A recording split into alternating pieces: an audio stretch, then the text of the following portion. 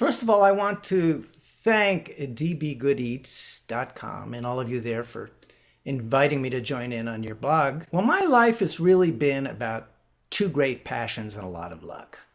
Those passions are food and quality. And I've been very lucky. I mean, I started out cooking right at the point where the last old timers who had been cooking before World War II started were still cooking. And these guys were, they may not have been intellectual geniuses, but their hands were geniuses. And I got to learn, working at the Ritz when I was young, I got to learn working right beside them, which is just an incredible experience for a young person. And then I went from there. I worked in all these wonderful places. I ended up having the opportunity when I moved to California so I could be closer to year-round fresh herbs because I just loved the taste of fresh herbs. I wanted to work with them. I was able to become one of the pioneers in bringing restaurant quality food into upscale supermarkets, which is nowadays all too common, but I was one of the first. During that time, I created with the people at Peloponnese the modern olive bar, the one that everybody sees wherever you go, Whole Foods and everywhere. And I also started the first section on American artisan cheese, a section of a cheese case dedicated just to American artisan cheese, and became a member of the American Cheese Society. And ultimately, because of my business background, I became the president of the American Cheese Society. My specialties are specialty food. Certainly as a chef, I was trained in classical cuisine. I have that wonderful training that I got from those guys. But mostly what I cook is Mediterranean style food, just very fresh and simple, a lot of vegetables, great yummy stuff that you can eat every day. And of course that includes cheese, and that includes olive oil, and that includes all of the different elements that make up the Mediterranean diet that can lead us just to have a really good life. Well, there are a number of them, but the first certainly was when I was young. Was my father loved to cook, and he wasn't around much. He was a music critic. He was out at nights mostly, and my mother had passed away when I was young, so this was an opportunity for us to really connect in something that he loved to do, and eventually I learned to love to do. And it really paid off, because when after leaving school and I got my first job as a dishwasher in a restaurant, within 3 days they discovered I knew how to skim the fat off the top of a stocking. I never looked back for 26 years. The American Cheese Society was going to have a conference in town. I thought, oh, what a great idea. I can meet some cheesemakers, maybe find some people to buy from, and maybe learn something. And I was a chef, like most chefs, probably a little arrogant, and thought I knew everything there was to know about cheese. And at their festival that they have at the end of this conference, I walked into a room with more than 1,500 different cheeses of all shapes and all sizes. And they weren't all delicious, but many of them were. And I realized right then and there that I could spend a lifetime learning about this subject and still not know everything.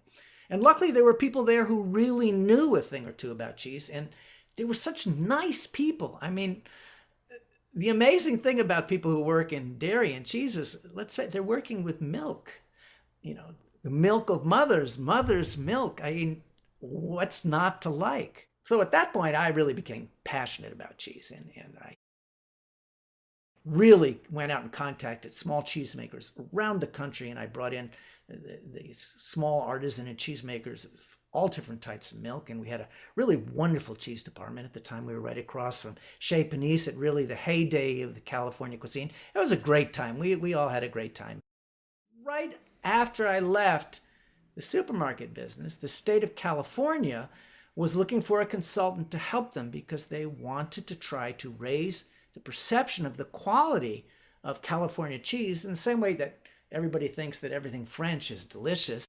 And they brought me in as the industry expert in order to, one, encourage farmers and teach them how to make cheese, because at the time they started this, there were only 5 specialty cheesemakers and only 2 farmhouse cheesemakers in the state. And then once we got them going, to educate the chefs, the food influentials, the food writers about, what's great about this cheese and what's happening in California. And then From there, in the final part of almost a decade I worked with them, I was working with how do we get this into mainstream distribution so the cheesemakers can survive. It's not a small question, if I may use this soapbox for a moment. I mean, at the time I started this, America was losing 150 family farms a day. And so my first job was to bring together the best people I could find from around the country to act as a support group to help these farmers be able to figure out how to make cheese. And it was very important for, as I mentioned, for financial reasons. The difference between a farmer being able to make a specialty cheese, which gets a higher margin, and being able to survive, it was incredible. And so we did a series of workshops around the state that we brought the farmers in and we explained to them about this great thing, farmhouse specialty cheese. And some of the well-known brands nowadays, like Fiscalini cheese and Point Reyes farmstead cheese, and even the people at Cowgirl were in on those initial workshops that we had around the state. So I was kind of working behind the scenes to helping to nurture this, which made me very happy. And then from there, we went into educational marketing, and I was able to develop materials for the chefs and the food writers, the food influentials. We really did a lot. I've always taught, and now I'm teaching classes online, and I've just released a new class on, of all things, cheese. It's called Cheese: How to Buy, Store, Taste, Pair, Serve, and Enjoy, and it's available online. At the end of this, there's a link to a coupon where you'll be able to get the class for 30% off the price. And in it, I share with things that are very detailed for people who cheesemakers can learn from, but also basic things like how to store cheese, how to buy it, how to know if you look at a cheese, I don't care how expensive it is, how fancy the reputation, if the cheese piece is not in good shape, it's not going to be good cheese. So how do you recognize that? How do you develop a relationship with the people you buy cheese with to ensure that you get the best possible cheese that you can find in your area, and how to cook with it, and a little bit about the history. With the permission of the Milk Advisory Board, all of the materials that I developed during that decade of hard work. There's a whole bunch of stuff about it, so I encourage you, please go take a look at the link. I'm hoping you'll join my little cheese community online.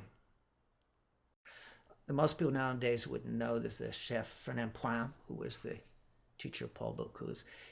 There was certainly Paul Malqui, who I worked with, and Osvaldo Rosato, who worked with me side by side and inspired me. And of course, there's the great geniuses of French cooking, Auguste Escoffier and Antonin Carême, who, if you don't know about them, it's a great story. It's worth reading about them. But what really inspired me is when I moved to working into the supermarket, and it was regular people.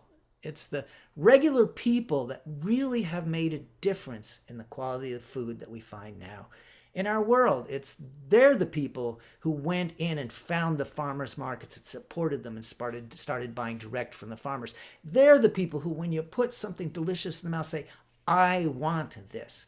They really were my inspiration. And I like nothing more in knowing, for instance, with my cheese course, that somebody out there who's listening to this is going to take the course and greatly increase their enjoyment of cheese.